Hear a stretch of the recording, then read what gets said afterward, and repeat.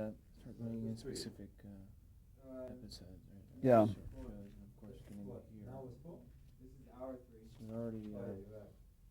We've already covered this. So there's sections that we've already talked about. Let me just cut out a little bit here. Okay. We've already talked about. So you want to segue pretty much to the, well, he was going to finish his I'll finish his this up very preparation, quickly. Right, Yeah. exactly. and then segue into the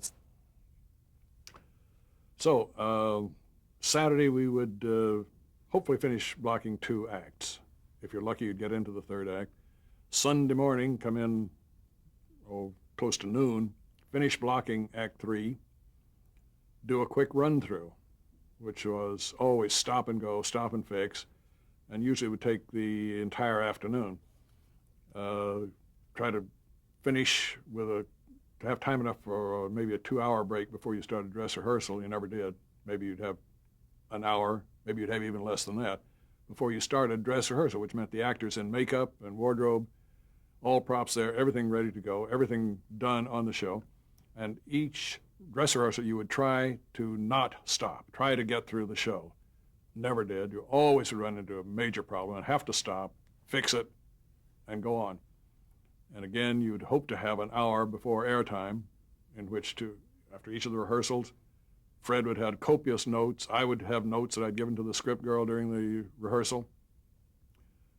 Rush those notes to the actors, give the technical notes to the technical director to give to the camera crew. I would be on the floor giving last notes to people in a frantic pace, and I'd hear Fred's voice on the loudspeaker, "Pappy, 2 minutes to air, get up here." And I'd go racing up the stairs and throw myself into the chair, and the second hand would be coming up to 9 o'clock, and you'd go on the air. So that Sunday would last how long? I mean, your work day. From noon until 10. And how would you, when did you eat, incidentally?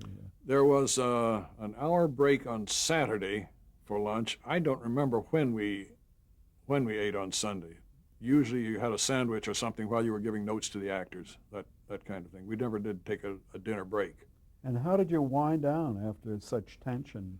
A couple of drinks at Hurley's Bar downstairs on the corner of 48th Street and 6th Avenue. 6th Avenue, and then rushed to catch the late-night train for Manhasset. Would you get a post-mortem immediately from Fred? Or? Not really.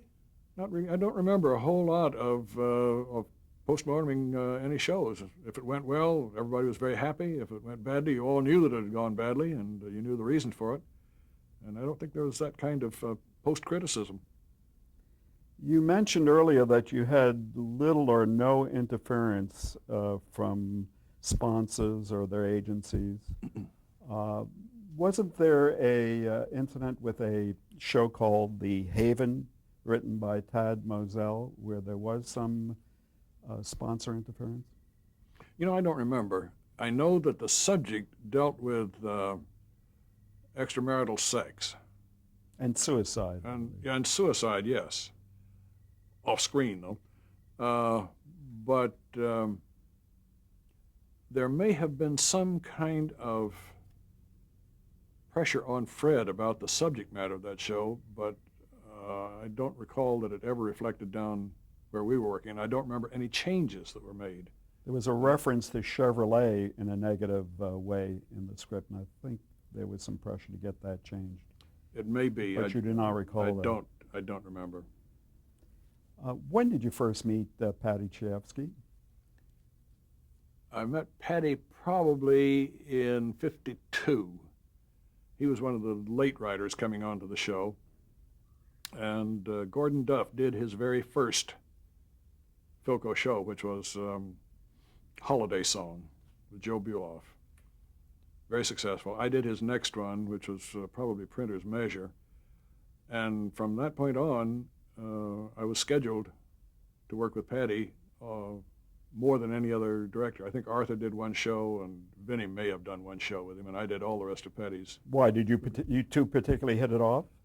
Yes, and just pure chance, just the luck of the draw. As scripts came ready, we were never ahead on script. We always were struggling to get a script to go into rehearsal with. One of the biggest problems that Fred had. But essentially, it worked out both because of chance and because Fred felt that I worked well with Patty and that Vinnie Donahue worked well with Horton Foote. What sort of fellow is Patty Chayefsky? Voluble. Patty talked a blue streak.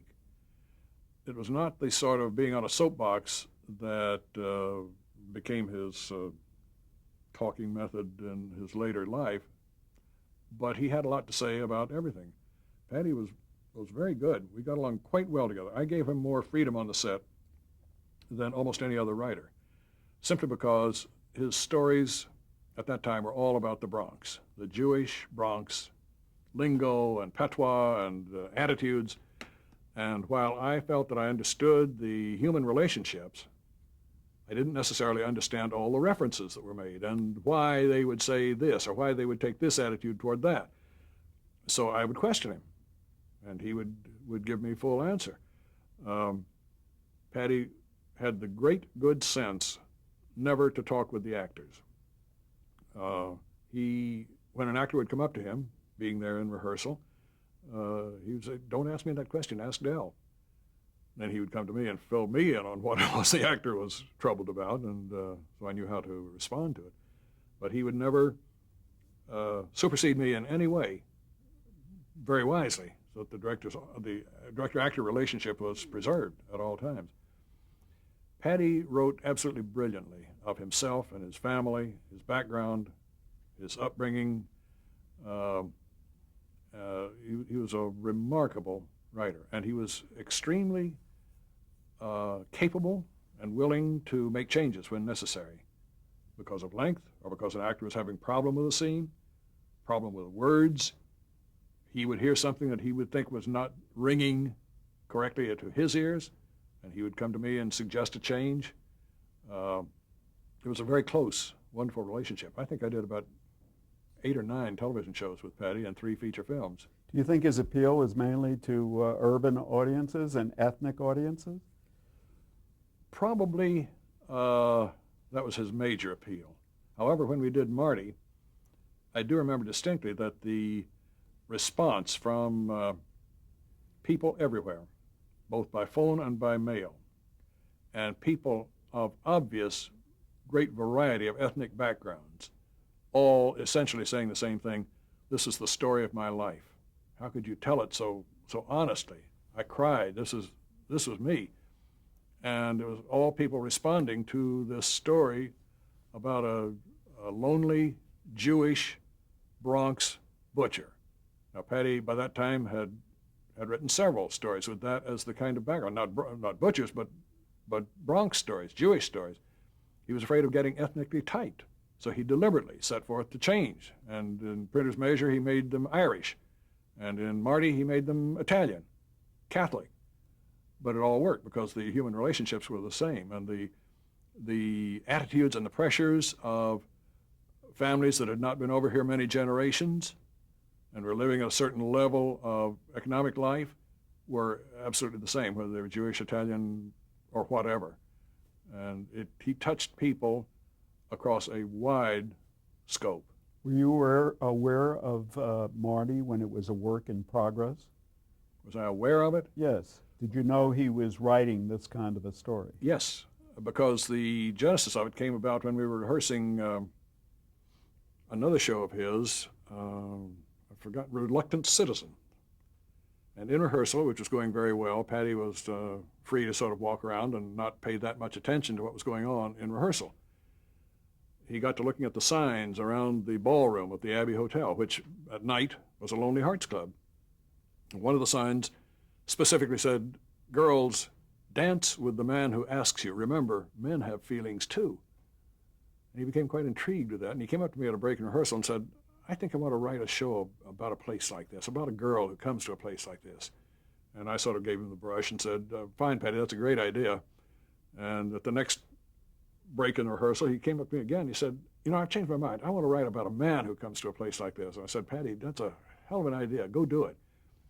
And so he went off and told Fred about that much, a lonely man meets a girl at a dance hall, and Fred said, "Go write it, Pappy."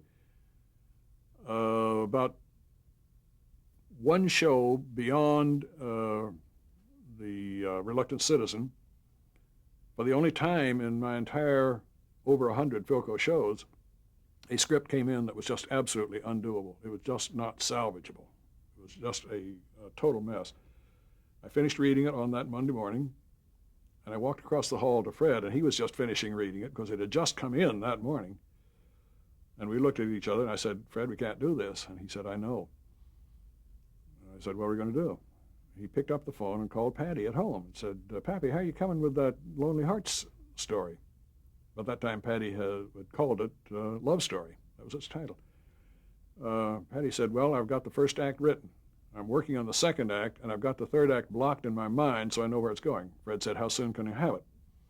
Patty said, "Well, give me a couple of weeks." Fred said, "How about Thursday?" Literal story. And Patty said, "Well, I'll finish up the second act tomorrow. I'll get on the third as quick as I can, and I'll get it to you as soon as I can." So we set forth casting calls, cast Rod Steiger with the first act in hand.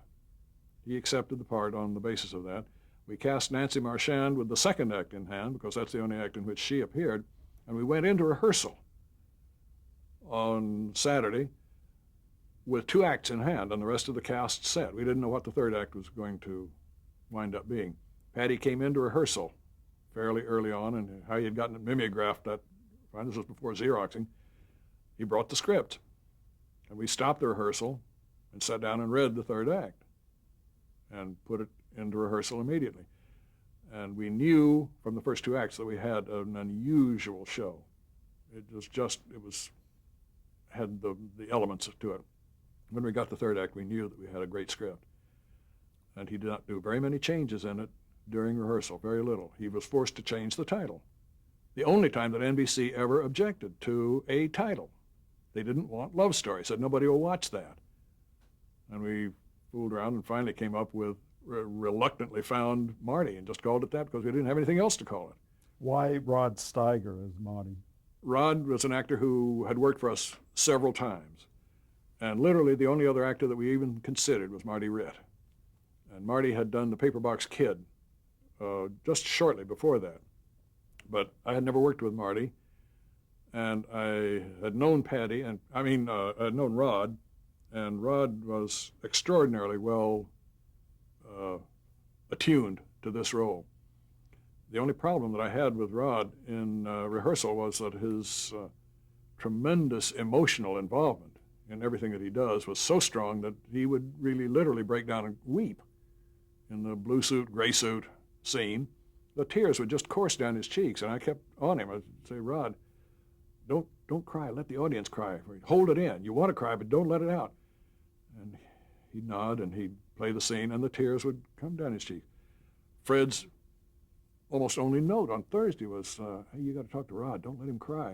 I said, "Fred, I'm trying. I'm doing the best I can." In dress rehearsal, the tears were still on Rod's face.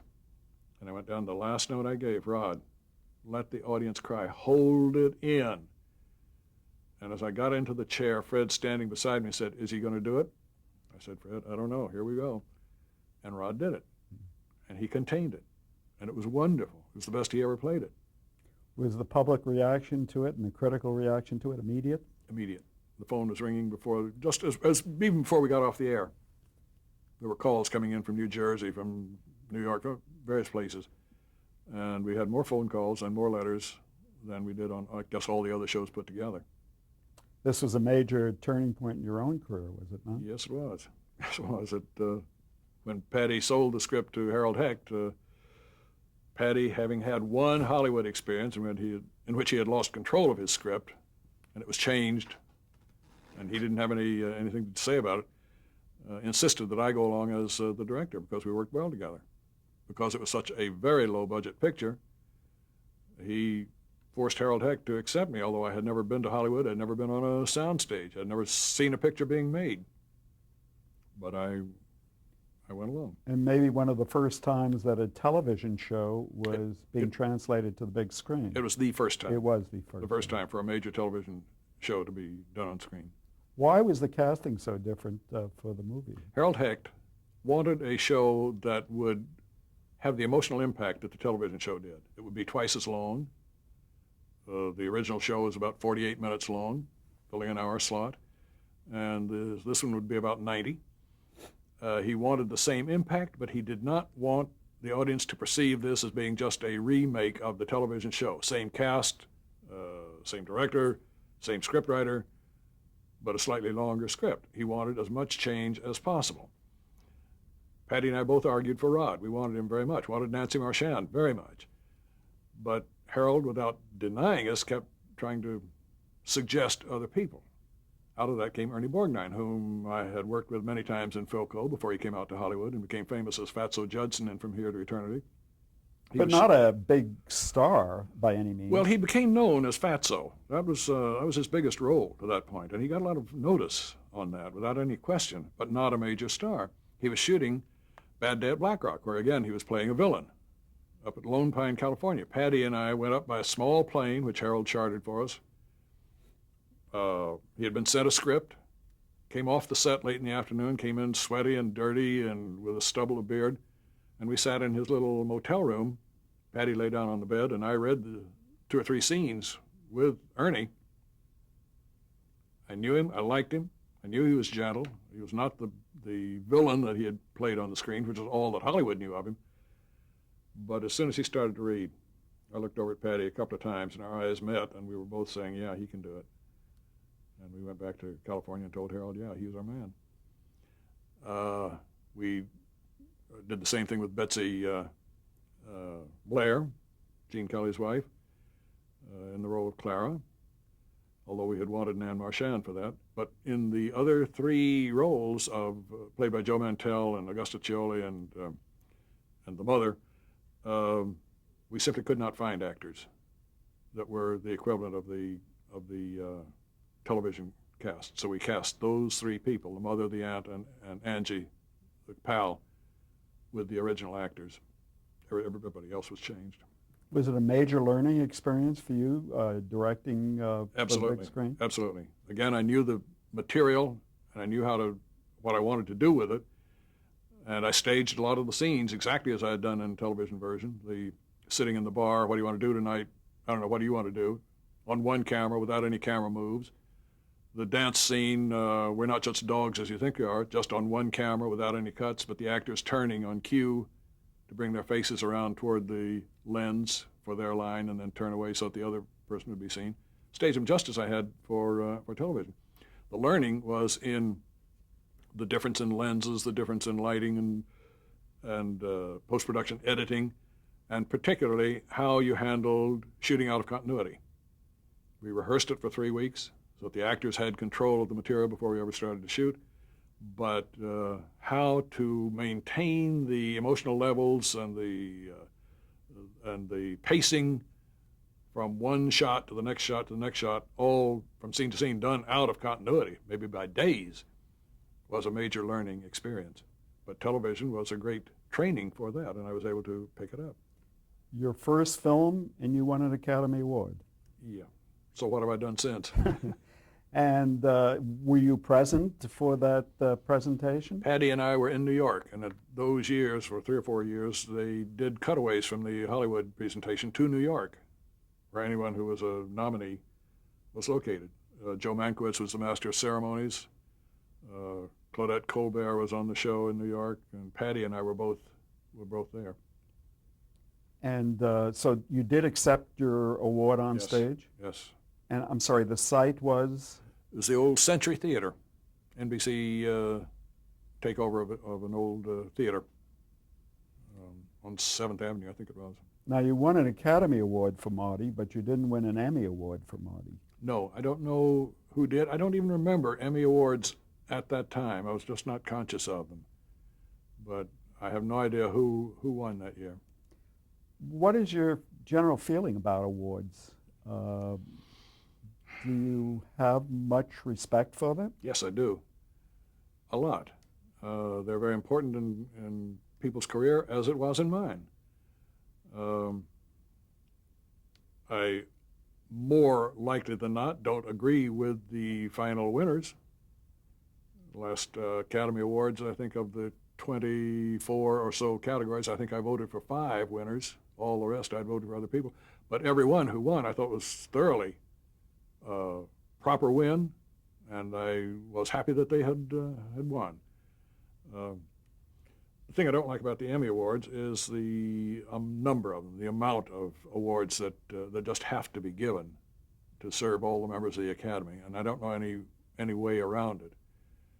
The directors have had problems with the Television Academy because of threats to cut the Directors Awards off the air. And we of course feel that the director is an essential ingredient in a show.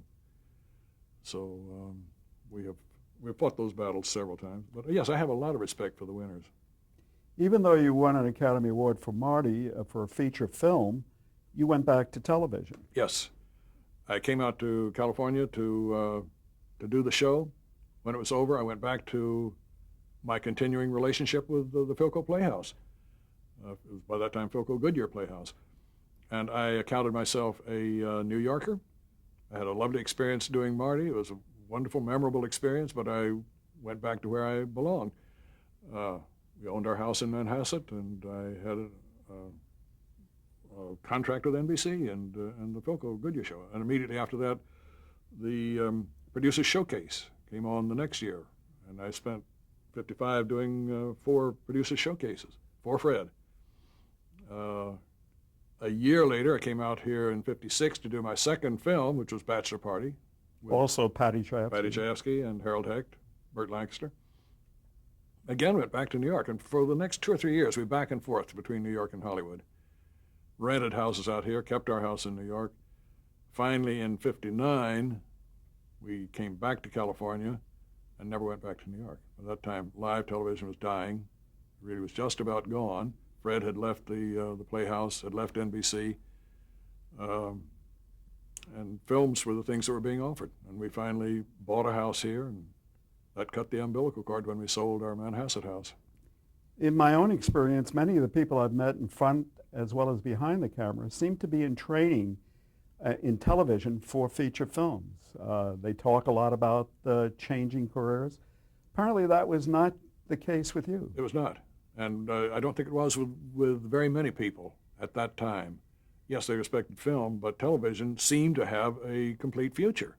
Live television seemed to be what was going to happen. We loved it. We enjoyed doing it. The pressure and the tension, we were young, we could take it. It was stimulating. It was just stimulating as all get out. It was a wonderful time to be a part of that world.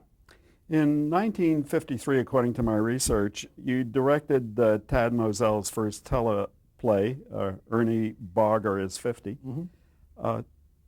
Talk, if you will, about that play and the experience working with Tad Mosel. That play was produced by David Susskind during the summer when Fred and Gordon took vacations. They were gone for about a month, and David did 4 shows for him. That was the first time I'd worked with David as a producer. Ernie was a marvelous script, a very small, typical Tad Mosel script of a deep probing of personal reactions. Generally, his shows were set in Ohio or the Midwest. And again, he wrote of his background and his growing up area as Patty wrote of the Bronx, as Horton wrote of Horton, Texas. The background for most of his work, writing personally out of their own experiences. Tad was a wonderful writer, close friend, and has remained so all these years. I saw him last fall, the first time in many years. But we had Ed Begley and Carmen Matthews as the leads in Ernie Barger's 50. The show was predicated upon the fact that when you get to be 50, you retire. You're an old man. You are washed up, and that was Ernie's job. The youngsters in the firm in which he worked were sort of pushing him out, ushering him into retirement. And he didn't have any place to go or anything to do, and there was tension between himself and his wife, and his son kind of ignored him. And it was a very touching, very personal, very real story. I think one of the best that I've ever done. Your impressions, please, of a very distinctive personality, David Susskind. David was a hard man to know. A lot of people didn't like him. He had an ego that was quite large.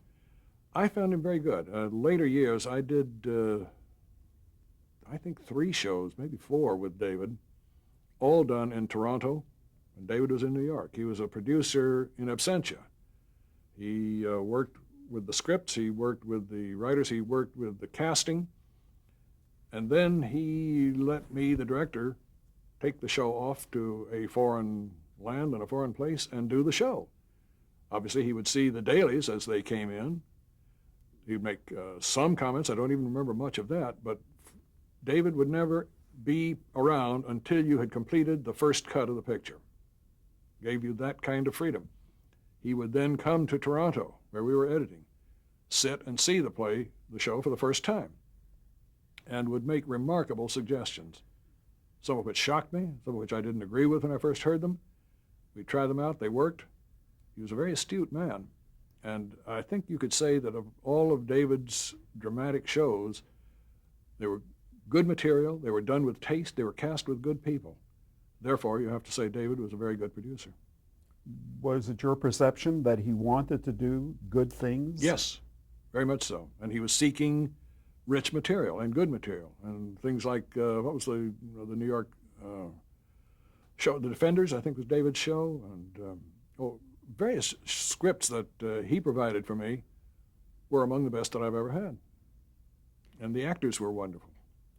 Now, as you continued in television, didn't the winning of the Academy Award greatly enhance your position in the business?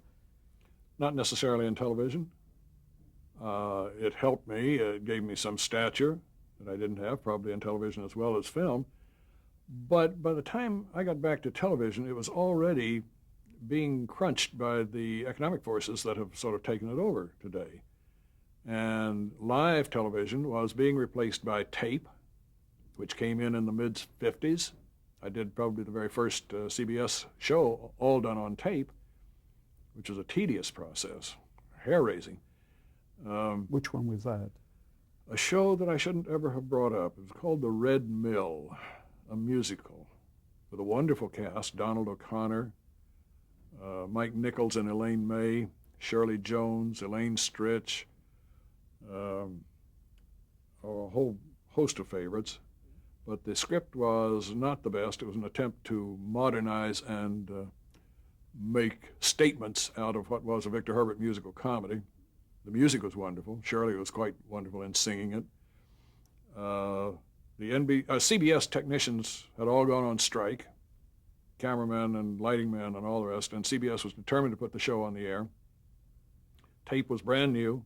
Splices had to be made about 30 minutes apart, or 30 minutes of time it took to, with a razor, do a long diagonal splice across a 2-inch piece of tape, patch it together. And so we had to do it in segments as long as possible to prevent the number of splices from getting out of hand. Well, we worked around the clock for several days with mail clerks, with executives on the camera, doing the lights, doing the sound, really not knowing what they were doing. The sets were very difficult. Everyone was exhausted, and the show was, as far as I could ever tell, a complete bomb, but we got it on the air. Somewhere along this time, you were involved in what has become a celebrated production, The Rabbit Trap, J.P. Miller. Mm-hmm. Mm-hmm. Could you tell us a little bit about that and working with J.P.? Well, I did several shows with J.P. I'm sorry, we have to stop now. I saw the hand.